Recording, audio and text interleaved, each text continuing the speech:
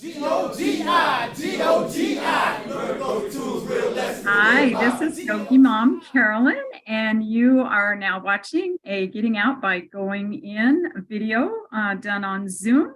And now I'd like to hand it over to Coach Taylor.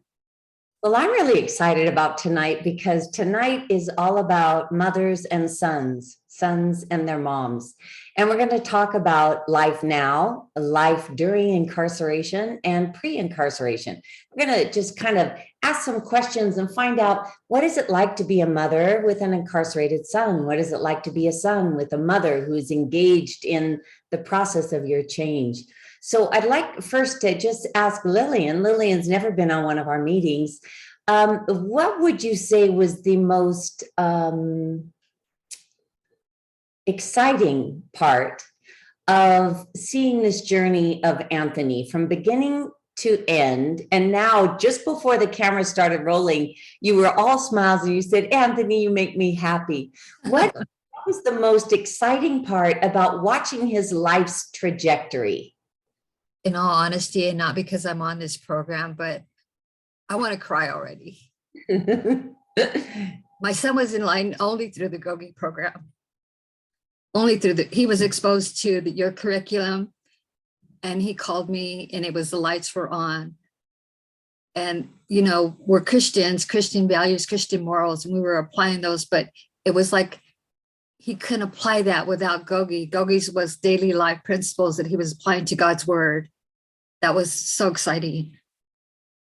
When was that? And how did you get a phone call? And what were you feeling like before that moment when you said, "Oh, the light's on"? Before that moment, it was a lot of my knees to the ground praying, "Lord, just provide some sort of tool." And when I spoke with Tony, he said, "Mom, I saw this lady on some channel, and she was like so beautiful, and she was so happy, and she was talking to these guys like with total respect in her eyes. She wasn't talking to them like they were prisoners, but like they were real people." and what did that mean to you? Thank you, God. He said, "I waited for 2 hours to hear her again, and I wrote down the address, and this is what I need." And of course, you know, being a professional, I said, "I got to find this lady on LinkedIn." I did some research. I said, this is good. So I bought the first curriculum for him. And I think it was like his daily plan. He would go out in the yard and kept reading the GOGI material. And every time I would talk to him on the phone, it was like he was being born again, you know, a new man, you know. So that was my excitement, and just him being able to get exposed to that curriculum while he was incarcerated, and you being so unjudgmental and receiving to the guys, you know. And it was nice to see that, because, you know, there's so much disrespect behind walls, you know, and you were just beautiful. Before he found kind of that these GOGI life tools allowed him to be a better Christian and allowed him to be a better son and a better man, what was the angst going on in your heart? What was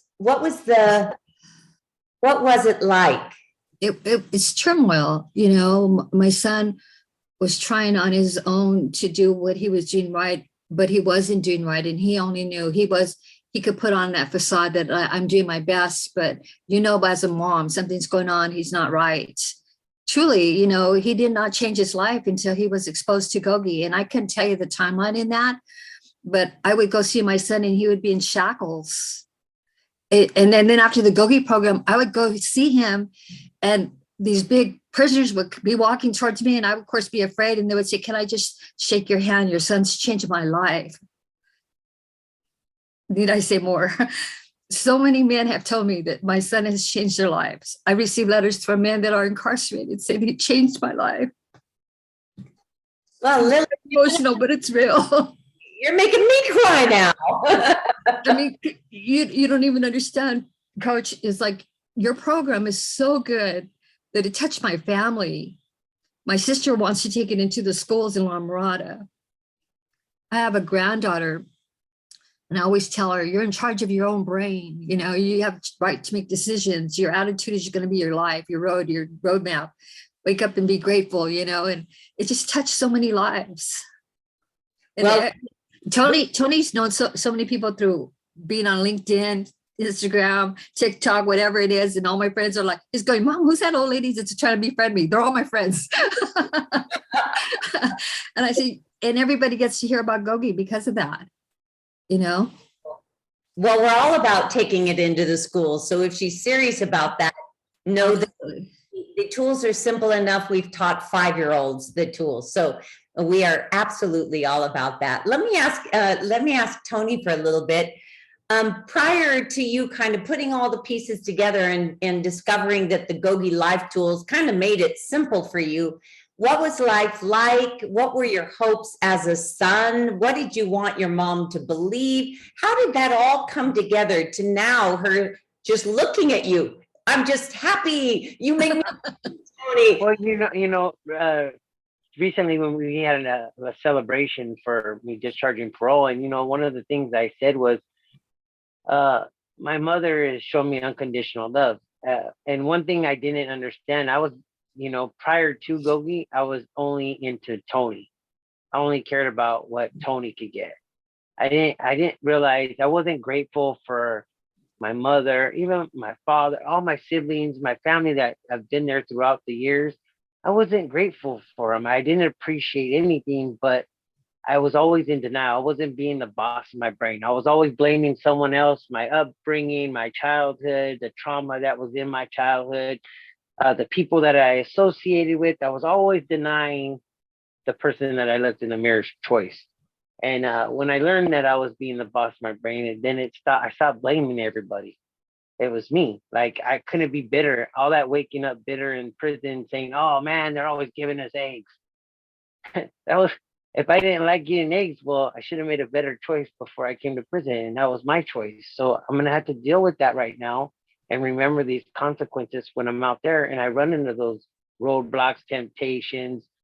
And there's so many challenges out here, but when I do come to them, it's crazy how fast consequences come in my head. Like, before it was just be impulsive, go for it. Then, oh man, I should have, could have, I would have did this better. Now it's what if I don't? And what if I do? Okay, I've already played this scenario. Do I remember waking up in prison? Am I going to get mad while I'm driving right now? I could be doing stand-up count right now, but you know what? I'm in a car right now driving home from work, which pays me more than 13 cents an hour. I'm not going to get mad. He's probably having a bad day right now. But, I always, like, me and my mother's dynamics, I was a hard child to deal with as a child. And I didn't understand myself. I didn't have a purpose. I was very jealous of my siblings. I thought that they had more affection than me. And therefore, I just acted out to get some sort of attention from my parents. And it was either discipline.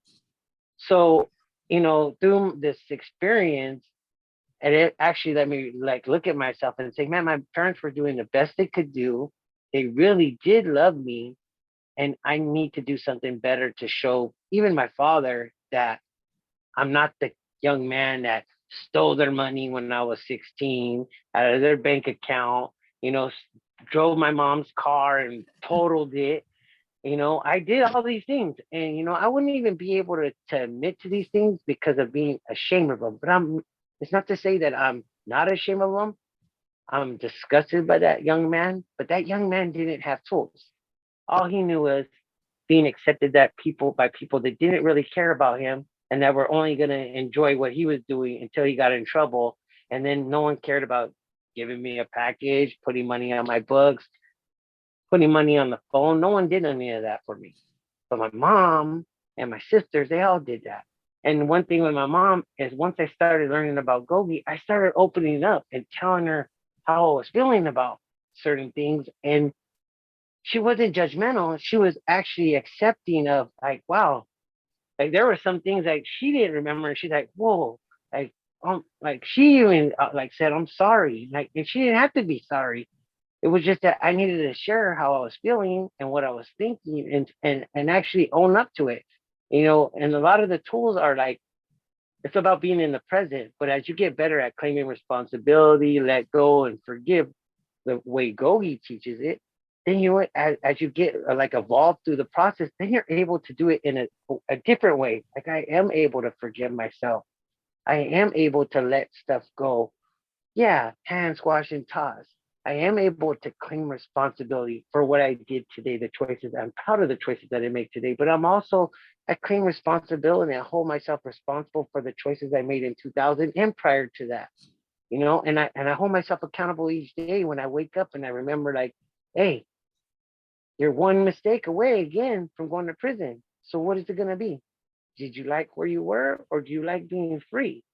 Because believe me, freedom, yeah, this world is a crazy place, but when you're living a positive way, yeah, stuff might happen to you bad, but most of the time, positive people come in your life. They see it in your face, they see it in the way you talk, and they're just attracted to you. They're like, hey, like, what do you got? Like, what's this? Like, I never heard of Gogi. Like, that's in prison?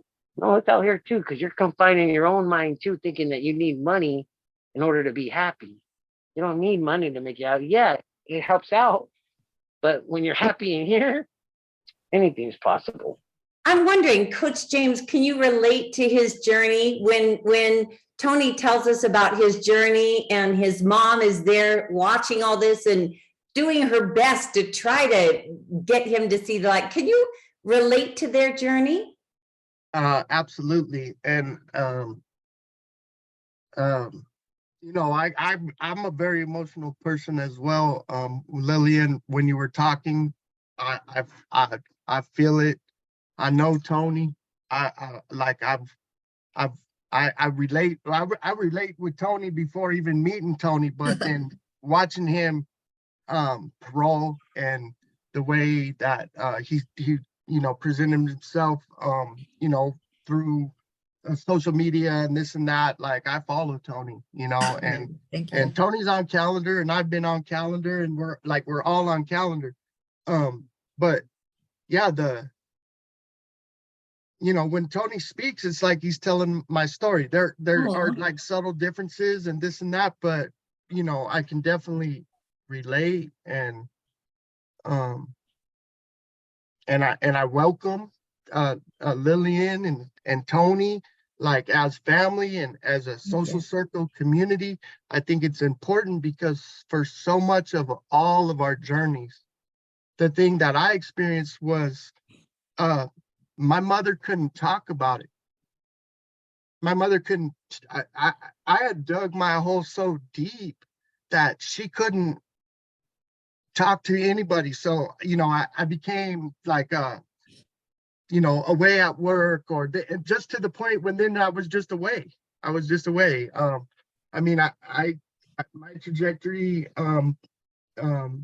prior to Gogi or growing up and everything, on my life sentence and, California 3 strikes and the resentment that I had and everything from growing up and everything, so confused, so substance abuse driven, so selfish, like Tony says, like, I didn't even think about anybody else, and it was just, all about me and what I could get all the time. And when I first got introduced to the tools, it touched me in a way that from that day forward, I could put positive in it, and I had got so good at being bad where people just accepted it, and if I wasn't being bad, that was just me not being me, and I was having to do what I had to do because of the sentence that I was serving, and I was in a very hopeless state. But when Gogi was introduced to my life, like Tony said, it enhanced my relationship with my mother. Yeah, I started telling her about the tools. I have a question. When you were running amok, when you were just doing what you thought was you, when you were causing havoc, did thoughts of your mom ever cross your mind? Did you have any thought that maybe my mom wouldn't be happy with this, or do you block that out? How do you not justify, but how do you reconcile in your mind a behavior that is going to hurt your mother's heart? How do you do that? Well, I think for a lot of years of my incarceration, even though we had constant communication, we weren't being honest and real. And I was being selfish at that time too, because my mother, like Lillian, it was unconditional. Whenever I decided to show myself or be the son that she loves and everything, because she loved me the whole time, and then I got so good at rationalizing, blaming, justifying. I say it's Mr. Bad. Minimization, rationalization, blame, avoid, and distort everything, right? And like my mom was always there, like always there. Can you relate, Anthony? Can you relate to? It's like, it's, in the beginning stages, it was more of a facade. Like, I'm okay. She doesn't need to know what I'm doing. And as long as she doesn't know, she's not going to get hurt, until the days where she came and see me in shackles, and she's like, what's this? Like, you're in prison within prison. And I could just see the pain on her face. But ironically, it was her visit was my little brother that like made me feel like a whole different way about what I was doing. And my mother being there when my brother, and I always share this, my brother had came with my mom at the visiting room in Donovan, and he told me, hey, Tony, are you going to change? And I said it so quick, like I always do. Yeah, I'm going to change. And he laughed. And that laughter, it angered me. And but I had to change my frown because he's with my mother. And I asked him, I said, why are you laughing? He says, because you always say that. Oh, wow. And when he said that, that was the moment where I went, like, honestly, I was like, I'm a piece of, you know what? I felt terrible because my little brother is telling me that's the role model I've been to him. Like, I say I'm going to change when I get in trouble, but then months later, I'm back at it again. So when I went back to Donovan and I cried in my cell and they transferred me to Salinas, that's when I seen you. Because I was asking God, like, hey, show me something different than what I've been seeing in prison, because what I see in prison are the same people that I see on the yard doing the same thing I'm doing, but still in these groups. I need something different. And then when I heard your group, you on TV, I was like, who is this? Like, who's this woman? Like, I've never seen a woman that like genuinely caring about what one of us is saying. Who is this? Why is she so happy? Why is she smiling? She has teeth as white as my mother. So what is up with this? So I 2 hours I waited because you put that little blurb on there real quick and I didn't get the first address. And then I waited again. I wrote it. You guys gave me a book and I read that book 2 times in one day. And I called my mom because I was on fire. I was like, man, I'm the boss of my brain. I've known these tools all the time because my mom used to tell me, man, take a deep breath and count to 10. But she didn't tell me why I was doing it. She didn't say, and I always used to tell myself, my mom was always telling me the smart part, because she used to tell me when I used to get in trouble, why don't you think? Why don't you think? She was telling me the smart part. But I didn't know. I didn't have no definition, no tool to tell me that's what it was for. So, when I started like seeing the transformation, I started changing. I seen your program and it became a culture, a way of life, GOGI for life. But then it became where I wasn't doing it to prove to my little brother anymore that I was going to change. I was doing it because I wanted to change. Like, no one was going to make me change the behavior I was doing until I wanted it. And at first it was more of, I'm going to prove my brother that I can do it. But then as I started doing it and I started working on myself, it became where I don't care if my brother sees the change, but I'm doing it because I want to see this change. I know it's possible, because as I started going through GOGI and doing groups, it started being amazing how when you're doing all the wrong things, everyone's against you. The cops, someone's telling on you, someone's going to get you. But when you're doing the right thing, everyone's like seeing this transformation. Like, dude, you're in the rain waiting for group. I said, yeah. Why? I go, because I want to go home. I want to be a better person. On a Saturday, you're going to GOGI? Yeah, man. Those guys, man, I love those brothers. I love my guys. We don't get grouped that much, but when we go, man, we cry.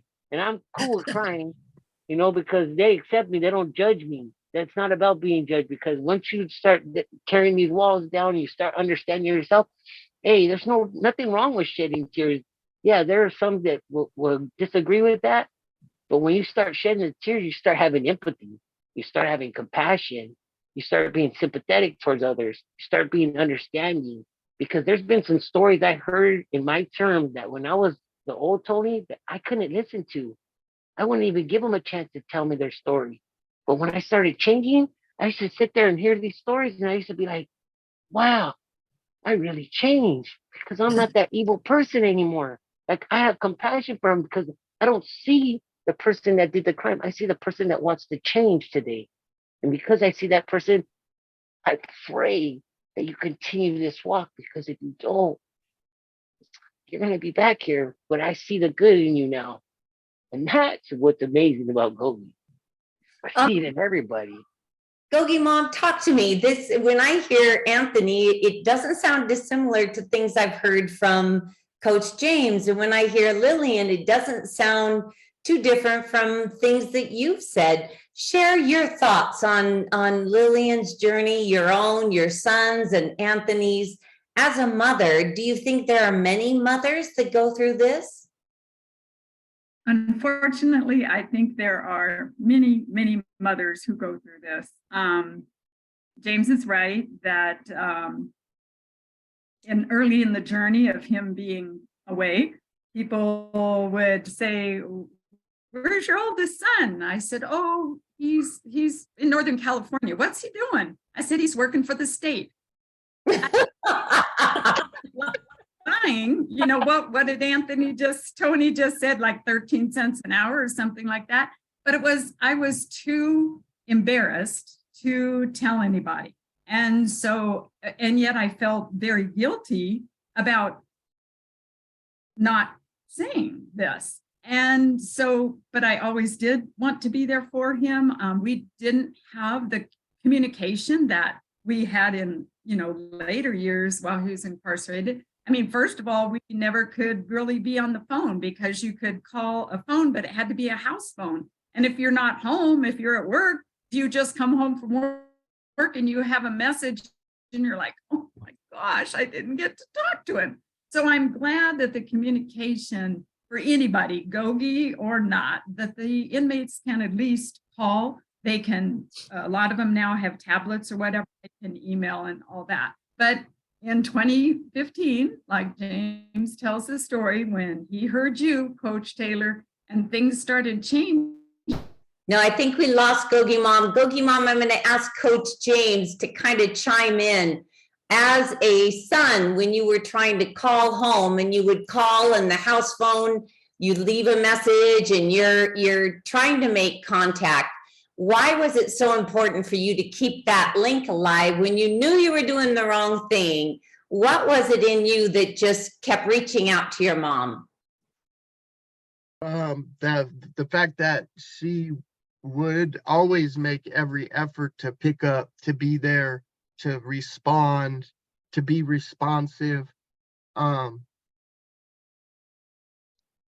She just went above and beyond and out of her way, actually. And I didn't even, before I started doing the work, I didn't even understand or recognize it because I was dealing with zero self-esteem. And so, and I think that was maybe something that my mother always did for me, is she always tell me it would be okay. It will be all right. I love you. I'm here for you. And so I leaned on her, and that maybe at that time, that was my only tool, was my mother, right? That's who I would go to for in a crisis. That's who I would go to when I was happy, when I sat, whatever emotion I was feeling, I would go to my mother. That's my first phone call, is to my mother.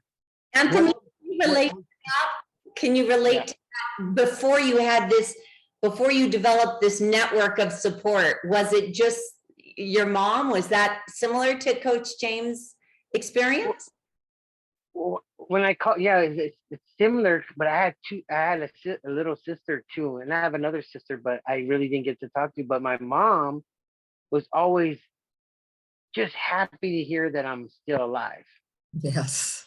You know what I mean? Just she was just happy to know that I'm surviving, and that the prayers that her and her friends, so many friends, prayed over, that was capable to call home. And it was comforting, because you can't tell before change, you can't tell anybody anything. So to be able to just confide it's like my secret person to tell stuff to, and talk to my mom and let her know that I'm all right. You know, this is what's going on. We're on lockdown, and she was like, oh, but she'd be so like, I remember telling her a story, and she got so upset that she got the prison guard took off for a week because she didn't like what he said to one of the inmates there. And yeah, I got some flack for getting him removed for a week, but it was okay because it was justified. That's how much my mother loved me. Like, she's not gonna let someone talk to me like that, or let alone another inmate. And she was gonna call and make sure that they knew that that's not acceptable. So And, me, it seems like your mothers, both of you gentlemen, your mothers were instrumental, and they were that solid rock. But there are many men and women in prisons and jails who've, for whatever reason, and sometimes because they've victimized their parents or whatever, a lot of them don't have that family support. Lillian, I'd like you to speak to words of encouragement for those who have lost contact with their family for a variety of reasons. Some maybe their own fault, some it could be the parents' fault. If a person is incarcerated and they don't have a mother and they don't have a father that they can lean on, what would you recommend for them? Because obviously you and GOGI Mom have been that solid rock of foundation for your two sons. Well, I think you guys know that Tony and I are both very transparent. And I'm listening to the GOGI Mom, and she was so loving and always like that. I was not like that. I was not like that. I have to be honest with you. My core of my soul was torn out of me when Tony was taken away. And I couldn't even open his letters. I had stacks of letters, and I have maybe 5 girlfriends that I could call that have been my friends for like more than 20 years. My girlfriend would sit in my room and read all of Tony's letters, and he wasn't getting responses from me. And my girlfriend would say, Lily, your son just needs to know you're there. But I was so hurt, disappointed in myself as a parent that I couldn't do it. So when she would come and read those letters, I'd say, you know what? I have to start like going and visiting him more often, and writing him letters. So Tony didn't have that beautiful, like, oh, this loving mom, like GOGI Mom. I was distant. But the difference between her and I is like, if I told everybody, I have 4 kids, my oldest son's in prison. And it was kind of like, I defy you. If you say anything bad about him, that's my son, because I'm a child of God, and he's never going to deny me. I'm never going to deny any of my kids. But one of my daughters, she's a little prissy. She wouldn't tell anybody. I said, no, you need to tell everybody that your brother's in prison and be proud of it, because he's no different than you. He got caught. What have you done? That you didn't get caught. Nobody's shamed. As a parent, in some way, you said, what did I do wrong, or how did I fail? Did you really take on some of that and question? Tell me a little bit about that. It's like, I mean, like Tony, after the GOGI program, he started to say, Mom, do you remember? And I was 20 years old, 19 when I had him. And I was learning how to be an adult. I met his dad when I was 13. And his dad said the sky was blue when it was actually gray. I didn't know. And so I was like saying I was too young to have a child, and I should have just had Tony and been a good mother and been a single mom, but I was into that traditional Hispanic home where the mother's stupid and pregnant. And that's what I believed in myself, until I started getting my own education and growing. And my girlfriend said, Lillian, you got to get a relationship with Tony. And then when I started opening up to Tony, he was opening up to me what was really going down. Like one time he called me and he goes, Mom, I'm getting tested for meningitis. Oh my gosh, what what are you really doing in there? You know, it was Right, like so right. much just to be, we started being really honest, hurt or not. I apologize. I said, Tony, you know what? This guilt that you're carrying around is not, you're a product of who we created, and we did the best we could, but we were wrong. We were Mhm. wrong. I'm wondering, when you wrote all those letters to your mother, and we know there are many people that write letters to their mother or their wives or their sisters, brothers, fathers, that don't get answered. What was it like to write that answer? And did you wait for a response? Were you hoping for a response? Did you hate your mother? Did you, what was going? No. You know, the most scariest thing for me was I was meeting a lot of men that were losing their mothers while they were in prison. Mhm. And the reason I kept on writing was because I didn't want my mom to pass away and not know that I wasn't trying to write her. So I kept on writing. I didn't get mad. I just need her to know that I love her and I'm trying to get a connection with her. And in good time, you know, people would always tell me, keep on doing it. Don't give up. Just keep on showing her you're trying. And I'd say, all right. But guys that were losing their moms, it devastated me. It like kill me. I was like, God, please don't let my mom pass away while I'm in here. I need her to see that I'm going to be right. One time I went to go visit him, and he held me so tight, I felt like he was going to snort me. And I was like, what's going on? He goes, somebody lost their mom. Mom, I love you. You know, it was so special. James, did you worry about that too when you were away? And were you worried about your mom? Were there times when you said, am I ever going to get out? Or what were your thoughts?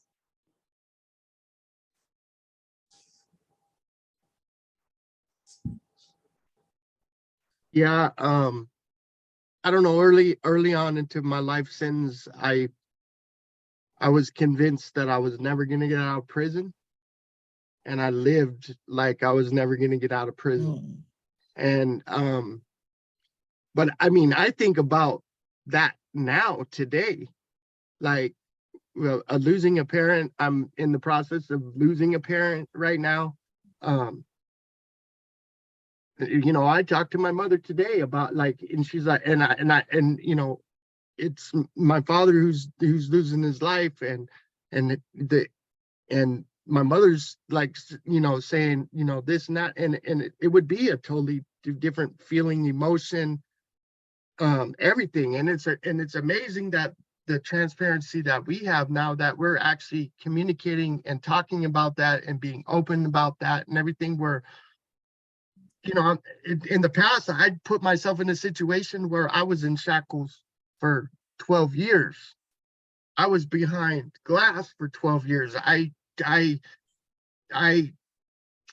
chose to become a shoe class inmate because I was living in this whole little fear. You know, the tool that keeps coming up for me, that before we even knew it, was forgive. Lillian was using forgive when she couldn't talk to Tony because she needed the safety from the harm that was causing it. My mother is the same way. We might present perfect or present like the good, but no, the family secrets and the shame and the guilt and the fear and everybody's story. You know, my mother was young as well. My mother's first husband, my biological father, left her for a same-sex marriage in 1971. The family suicide that happened when my mom was a teenager, both her brother and her father, she was trying to make a better existence, and then here I come along. You know, she's pregnant, she's too young, this and that, the other. All this stuff happens. She meets another man. He adopts me. I live a majority of my life thinking that he's my dad until they're separating. And then I just wild out. And I resented both of my parents. I didn't know what to do with it. I had all these masculinity issues, acceptance issues, all this stuff. But like Tony was saying, it was like I put on the facade and this and that, and I was always my mother's firstborn. right? I was always her firstborn. Made every decision after having me was a pivot to try to give me the best opportunity that she could.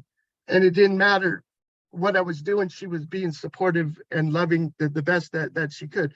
She had to put distance between herself and me. She had to prioritize her new relationship. That's a beautiful relationship that actually opened up my eyes 15 years into my life sentence.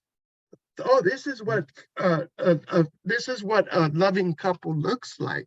This is not without problems or this and that the other, but committed to each other and everything. And they welcomed me and they accepted me.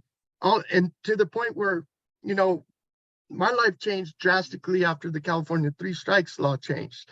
Coach Taylor entered my life and I took all the I don't care what other people are thinking and I'm James from this, that, the other, to I'm doing positivity.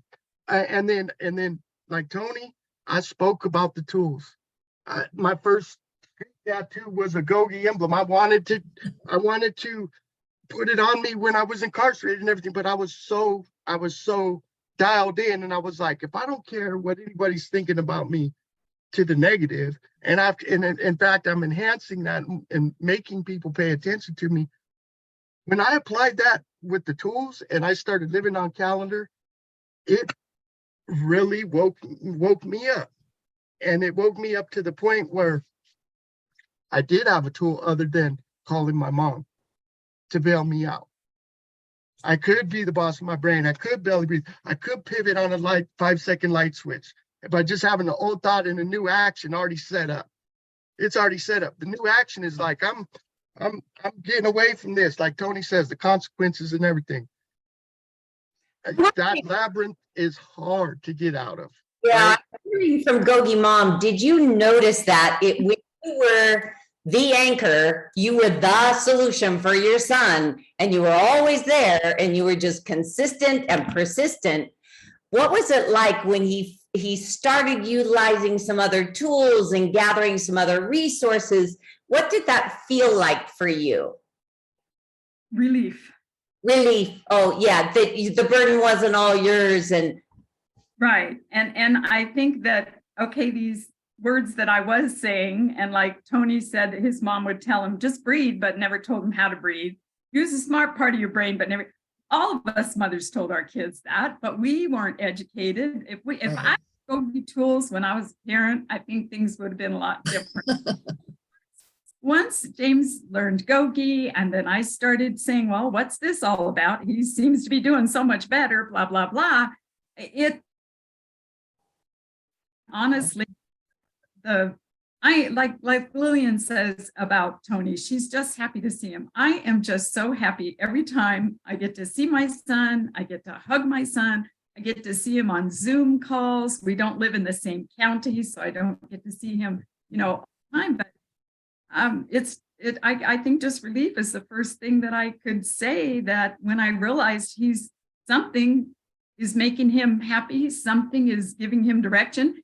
He would call me and he'd say, Mom, what's the tool of the week? And I'd have to say, and he on the phone and he's like, oh, you knew what the tool of the week was? James, I knew what the tool of the week was. But I mean, and now I want to kind of go back a little bit. Coach Taylor, you said something about what if someone in prison doesn't have a parent? yes, I would say that they need to get involved with GOGI. They need to write to the GOGI mailroom. People will write back to them. I'm far away, but now I have just started volunteering and I am able to write to people, give them their completions, their certificates, and write a little note for myself. I'll be anybody's mom. I don't care. I would love to be anybody's mom who doesn't have a mom that they can relate to, or they can, call me. I loved it when Coach Taylor, when you said to me one time, it's been over a year ago now, you said I had on the, on the Zoom, I had Carolyn and I had my last name. And you said, do you want to change your name? And I'm thinking, what does she want me to change my name to? She said, do you want to put GOGI Mom Carolyn? Oh my gosh. And then James was still, and he made me a bracelet that said GOGI Mom Carolyn. I have a ring that he made that's GOGI. I mean, it has done a lot for me. GOGI has helped my relationship with my husband. It's helped my relationship with people. It's so anybody out there that's watching this, if you're on the inside, just write to the GOGI mailroom. And if you want it specifically to me, put my name on it. They'll get it to me and then I will respond. Beautiful. Thank you, GOGI Mom. Anthony, what are some final thoughts that you would like to share with anyone who might be watching this video? And likely it will be a mother who's, you know, still dabbing her eyes with tissues saying, I wish my son could be like Tony, or I wish my son could be like James, or I wish I had the fortitude like Mom Lillian or GOGI Mom Carolyn, you know, somebody who's just hoping or hanging on by a thread. What would you like to share with them? I just want you to know that our GOGI sisters and GOGI brothers that are in there, that in all due time, change is going to happen. It will happen. Don't give up. But you can give them that one word, GOGI, and tell them that you heard this message and to please give it a try. That's all you ask, because if it's just one tool that they pick up, it could change their life. And that's what we believe. If we just let you learn one tool, and you apply it, it could change your life. And guess what? They'll come back. Just that one tool, because I guarantee you, if they get that opportunity to get one book, one time to go to a group and hear the men that are actually doing the program and a share, because believe me, I've had many men in these shares just amaze me on just the wisdom that comes out by this process. Yes, a lot of you out there say, oh, GOGI, it's a bunch of writing. But there's no right or wrong answers with that writing. All those answers are coming out of this head. They're your answers. No one's going to judge you. You know the right answers. Just be honest with yourself. And no one's going to judge you for being honest with yourself, because the only way you're going to get better is by being honest with yourself. And just don't give up on these family members that are in there, because you know what? Everybody deserves a second chance, even a third chance. Because you know what? Reality check says that we're not perfect. We're not perfect. And because I understand that I'm not perfect, I understand that you're not perfect. And that helps me not judge you, because no one wants to be judged. I believe in a higher power. I believe in God, and he'll judge me. So I accept myself, and I'm the boss of my brain. And Coach Taylor, I just want to thank you for being the person that you are, because just like my mother raised me, but having an opportunity to see you on TV and then see you in person, you've always been true to who you are. You've never changed. Never changed. Never seen an angry moment. And even when you were in the hospital and I found out, I was like, what the heck? Like, I didn't know. But keep on being that light, because I know God has you out here for a purpose. Your purpose is to keep on spreading this. So I'm just grateful that you came in my life. I'm grateful for all my GOGI brothers and sisters, and I'm grateful for everyone that supports us in prison, because you know what? Change is possible. Change is possible. I'm living proof of it. I got found suitable, and I discharged parole when a year to the date for my release. I discharged parole. I have a career. I have a great support network. Everything is possible. Just keep on believing. Pray. Don't be pessimistic, be optimistic. It will happen. Change will happen. So that's all I have to say. Beautiful. GOGI for life. GOGI for life. Coach Taylor, may I say something? Sure. The GOGI Mom, Carolyn, she's true to her core. And I just want to address that. And I'm sorry I didn't answer it before about those people that feel that they're alone. Yeah. When my son was being released, I felt like that was going to be a separation from GOGI. What am I going to do? So I did call the mailroom and I did speak to a lot of the GOGI brothers, and they reassured me that my son wasn't going to be alone. I wasn't going to be alone. So if you put GOGI Mom on your letter, Carolyn will answer you. She's such great support. I just admire her. You know, she has her son, but yet her heart is so big. She will respond to you, and the GOGI brothers are true as you are. So you are not alone. There's no excuse. Reach out. If you're a mom, you got to reach out to GOGI and they'll get to your son. Love it. Thank you. And you did offer to volunteer. You have no Yes. idea what that means, Lillian, but we got you now. We got you. I'm excited. I'm excited. Tony said, why did she ask me? I said, well, she's going to get 2 for 1. Exactly. Coach James, what would you like the viewers to hear? What would you like them to know? What do you want them to feel? If they're hopeless sitting in a cell or at home just denying that they have a son, oh, he's working for the state or whatever. What do you have to say that might make their road easier? I remember when I first got the How to GOGI Dream book. On the first couple pages, there's a warning, and it says, "Warning: if you read this book, don't read this book if you don't want to change your life." Right? There was a warning, and then on the next page it says, who's in GOGI, and it had everybody, anything you could think of was on that piece of paper. I would just say, if you don't want to change, don't use these tools. But if you become familiar with the calendar, and if you become curious, just like how you know when your birthday is, or you know when Thanksgiving or Christmas is, the people that are involved in GOGI are on calendar. And when you're on calendar, you're never alone. And so if you are alone, and if you are suffering, get on calendar, and you will not be alone. And, you know, I would just second what GOGI Mom says.